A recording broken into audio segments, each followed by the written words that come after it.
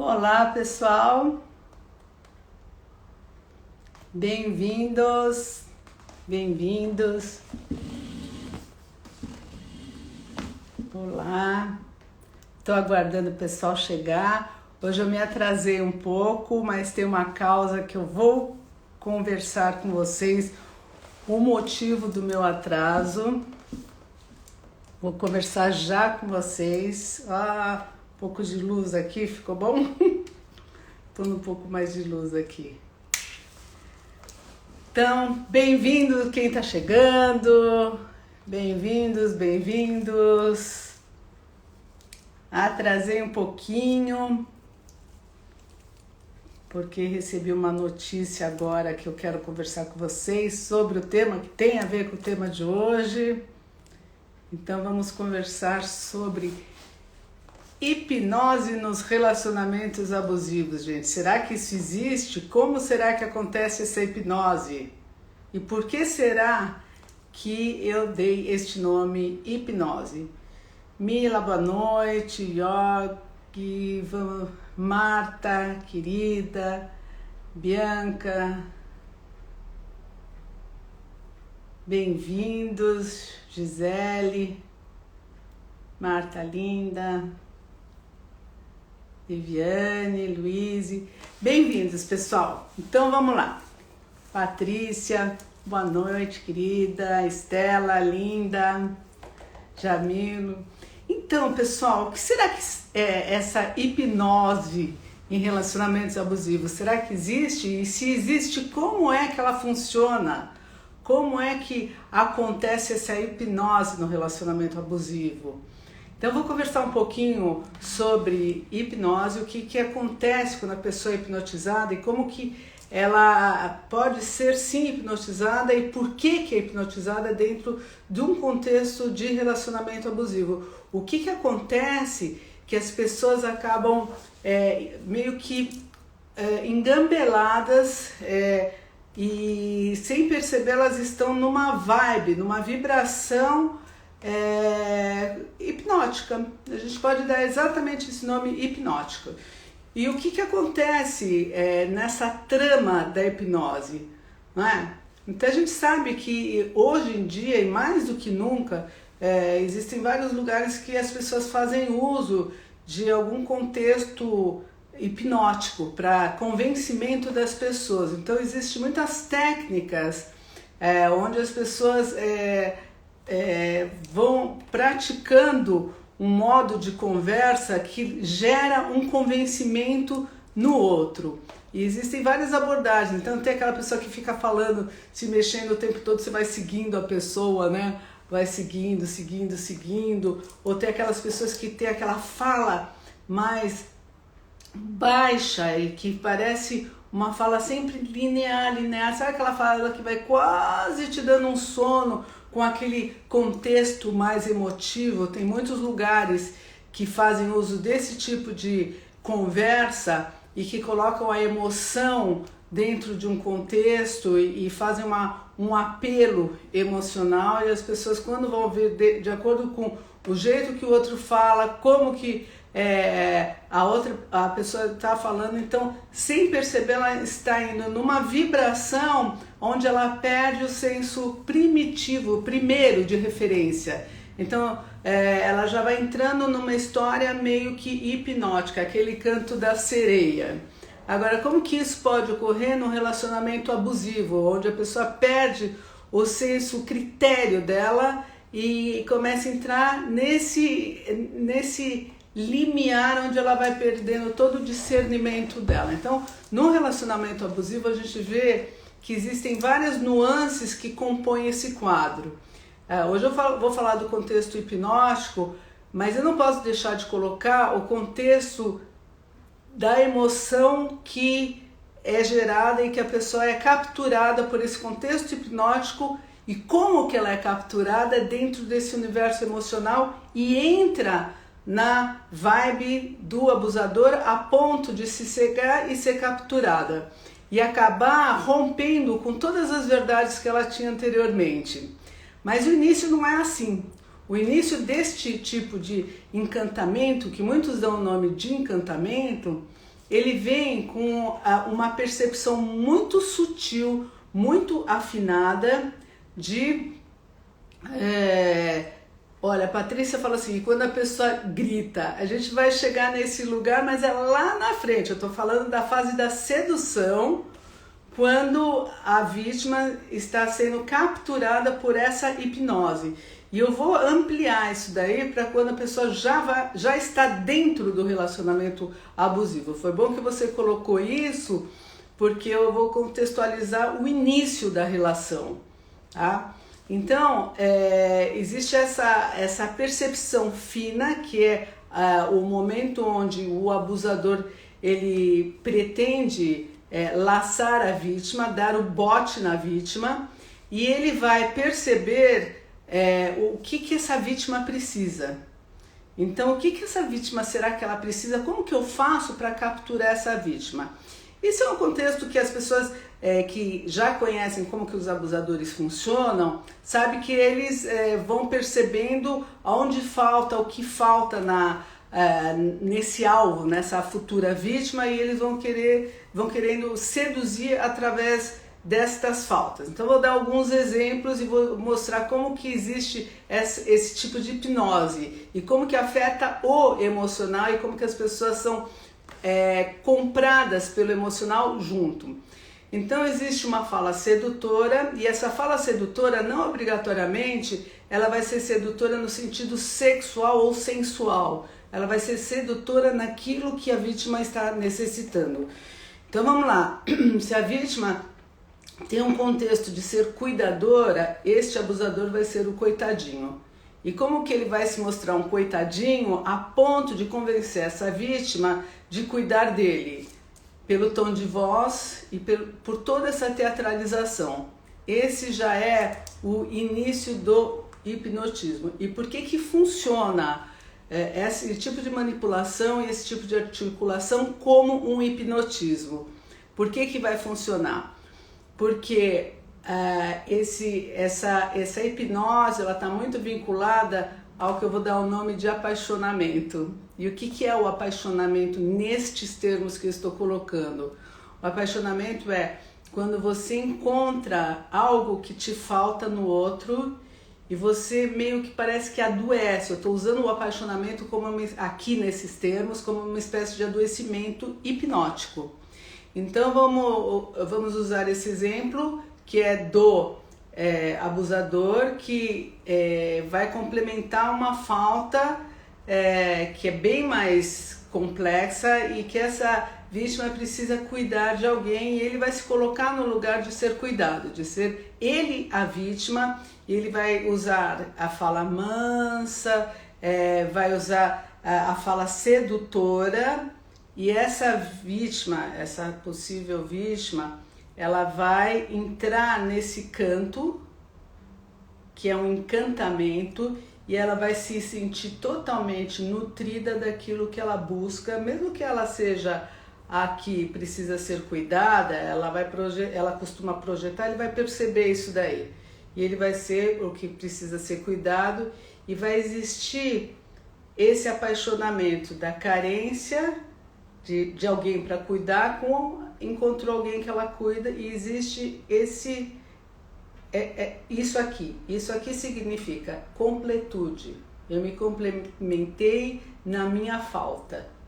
E nesse lugar eu estou auto-hipnotizada. Ele me hipnotizou porque eu encontrei o que faltava em mim. Eu me apaixonei e eu me complementei com as minhas carências mais profundas. Eu dei um exemplo aqui da pessoa que precisa cuidar de alguém. Eu posso dar um exemplo da pessoa que precisa ser cuidada. Eu posso dar um exemplo da pessoa que precisa ser incentivada profissionalmente. Eu posso dar um exemplo aqui da pessoa que precisa ser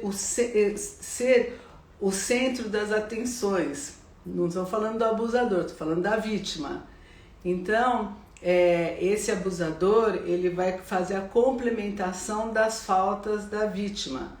E nessa percepção, essa vítima vai sentir a completude, vai sentir aquele apaixonamento, e vai ficar num estado hipnótico. Como que eles fazem isso? Com uma percepção bem afinada da falta que existe na vítima e da complementariedade para ter a possessão do outro.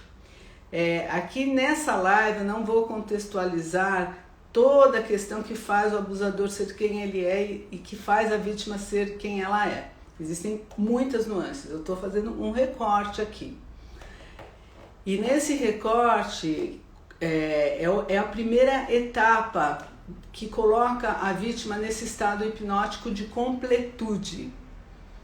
E o que acontece com essa completude? É como se ela não precisasse do mundo externo, como se esse mundo externo não existisse. E o que o abusador vai fazendo? Ele pouco a pouco ele vai saindo e ele vai ameaçando de deixar essa vítima totalmente desamparada. A Raquel, respondendo a você, não todas as vítimas têm autoestima rebaixada, de modo algum. Ela pode ter algumas carências como todos nós temos. A questão é que o abusador ele é especialista em complementar esse tipo de carência. Num primeiro momento.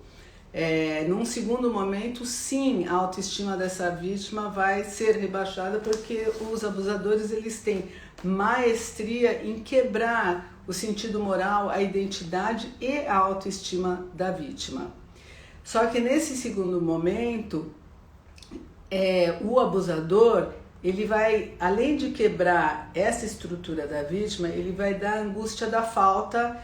E essa vítima vai começar a se fragilizar porque ela vai querer ter a sensação dessa completude novamente. Muito bem. Em toda essa trama, agora eu vou colocar para vocês por que eu me atrasei um pouco. Porque me passaram a notícia, estava atendendo até agora, e me passaram a notícia, eu fui dar uma olhada no Instagram da Duda Reis, que fala sobre um relacionamento abusivo que ela teve.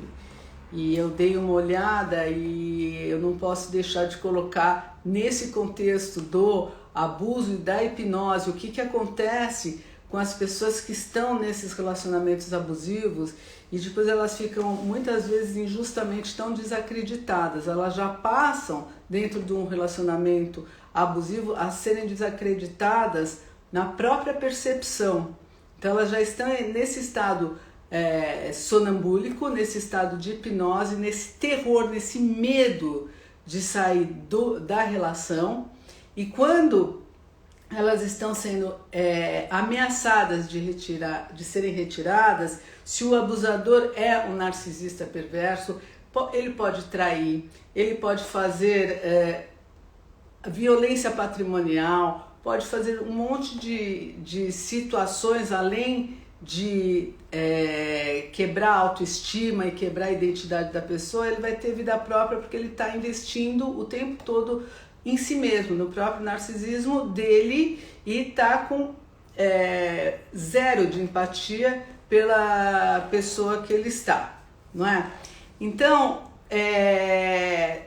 todas as percepções de injustiças que essas vítimas vão ter em relação a uma possível traição, a uma falcatrua, a uma desqualificação, seja ao que for, vai existir uma conversa onde a vítima vai ficar convencida de que a percepção dela não é verdadeira.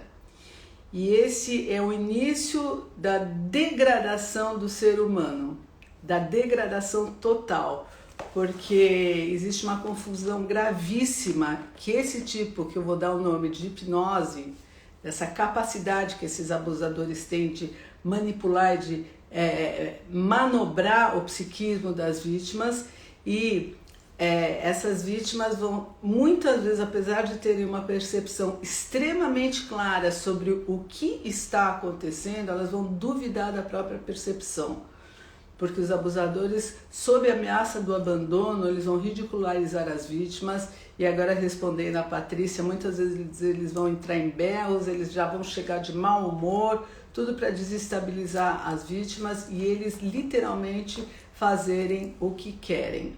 E essas vítimas acuadas vão ficar sem capacidade de percepção do quanto que elas estão sendo abusadas e de quantas mentiras que estão sendo inventadas, e elas vão se culpabilizar e vão se colocar num lugar que foi colocado a ela, de que elas sim são as culpadas da história, e vão ver a realidade objetiva que está acontecendo de modo totalmente distorcido, graças às falas do abusador, tão convincentes e tão manipuladoras, que chegam que é uma hipnose reversa, que a pessoa não consegue mais perceber e ter o discernimento claro de que ela sim está sendo manipulada, e de que a verdade dela sim é objetiva e verdadeira.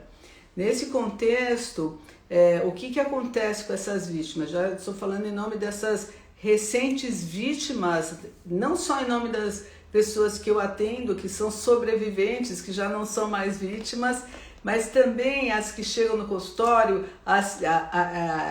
essa moça que eu acabei de ver no Instagram, e outras que estão na mídia agora, e que estão acontecendo uma série de situações que estão, graças ao céu, sendo reveladas.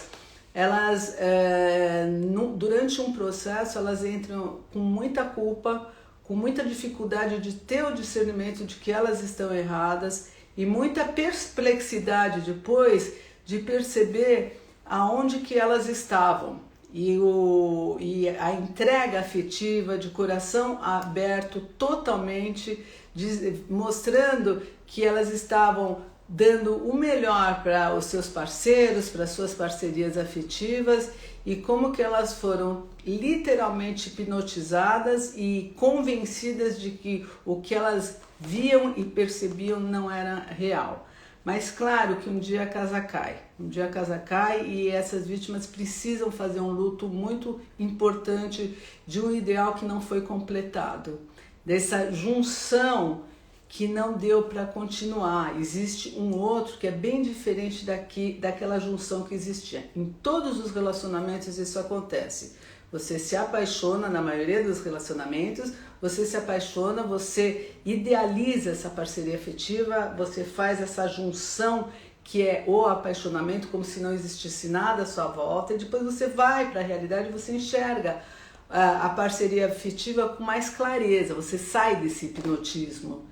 E quando você enxerga com maior clareza, você pode ver mais qualidades e mais, entre aspas, defeitos, mais situações, mais a pessoa literalmente como ela é. Agora, quando você vê que esse abusador, ele é totalmente diferente e pior, ele está agindo, te acuando, inibindo a sua identidade e destruindo a sua identidade, você vai querer reverter e você vai entrar em estado de perplexidade, com muita dificuldade de acreditar que é o que você está vendo. Então, para você passar por esse processo, você vai e volta, muitas vezes, até você ter uma percepção muito clara que essa hipnose, ela é como se fosse um lodo, assim, difícil de você sair, porque às vezes você sai e ainda você volta, ela é viscosa, ela gruda.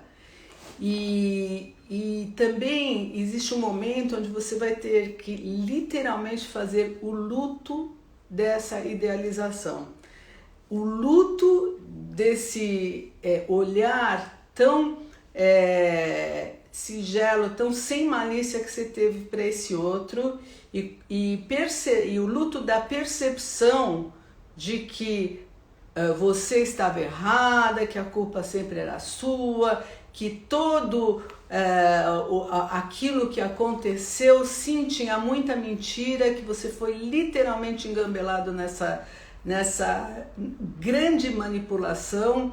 E tem alguns momentos que a vítima se sente totalmente atordoada, se sente que ela está enlouquecendo, e o abusador faz questão de mostrar que sim, ela está enlouquecendo, Então, na maioria das vezes, precisa de um auxílio terapêutico muito, muito, muito importante para que você tenha o discernimento de saber quem você era, quem você é, resgatar os seus recursos e poder ficar lúcido novamente, sem esse véu hipnotizante.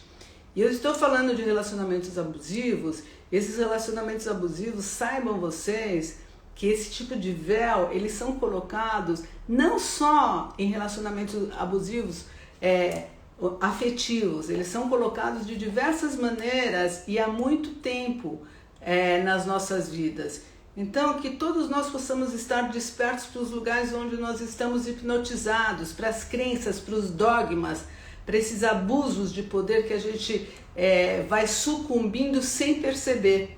E com essas crenças que nós achamos que é verdade, a gente vive com essas verdades e não existe prova nenhuma de que esse contexto de realidade que estamos vivendo, ele é legítimo mesmo. Aqui tem uma pergunta se o abusador ele é um sádico. Ele se torna assim um sádico, sim. Ele tem o prazer na destruição do outro porque por conta de um contexto dele. Ele tem, a gente fala assim que ele tem realmente um tipo de prazer em ver o outro sendo menos do que ele, mas não a ponto, se é um narcisista perverso, de matar a vítima. Ele precisa dessa vítima porque ele precisa ver essa vítima ser menos do que ele. A fragilidade deste mundo interior é dele, mas ele não entra em contato nunca com essa fragilidade dele. Ele projeta no outro e ele precisa desse outro para projetar a fragilidade que é dele. Mas a gente não está aqui para ficar entendendo a fragilidade do abusador, porque eles são muito bons em ficar distante da fragilidade deles, eles são excelentes em manipular o ambiente e hipnotizar as pessoas para que as pessoas sucumbam nesse delírio deles e entrem em contato com o pior dos mundos e que eles possam se sair bem nessas dinâmicas narcisísticas e hipnóticas. Então, a minha mensagem de hoje para vocês, eu já vou responder aqui sobre você que está falando da gestação. Hoje eu estou respondendo bastante, vocês estão percebendo, né? Eu vou dar mais uma olhada aqui, mas assim,